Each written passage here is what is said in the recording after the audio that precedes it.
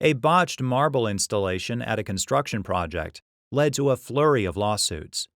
But could they all be heard in federal court?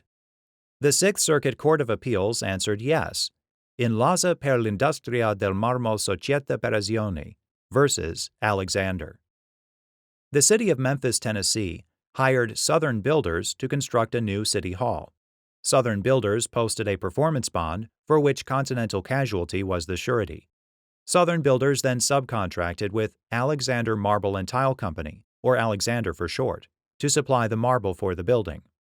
Alexander subcontracted with LASA per l'industria del Marmo Societa per Azioni, or LASA for short, to supply the marble.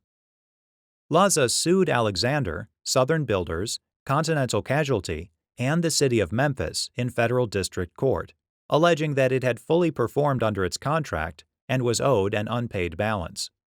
Alexander counterclaimed that LASA had failed to perform under the contract because much of the marble it shipped was late, damaged, or the wrong type. Southern Builders and Continental Casualty also counterclaimed, making similar arguments.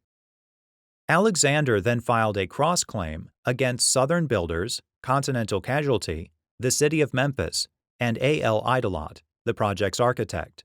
Alexander alleged that Southern Builders, at the insistence of Idolot, forced Alexander to install the marble in accordance with improper specifications. Southern Builders then wrongfully forced Alexander off the job and replaced it with another subcontractor, charging those costs to Alexander. Finally, Southern Builders and Idolot injured Alexander's business reputation by blaming Alexander for problems with the marble, which were really the fault of Southern Builders and Idolot. The federal court didn't have independent subject matter jurisdiction over Alexander's cross-claims. Alexander argued that the court had ancillary jurisdiction under Rule 13 of the Federal Rules of Civil Procedure, because its cross-claims stemmed from the same transaction as LASA's original suit. The district court disagreed, dismissing the cross-claims. Alexander appealed.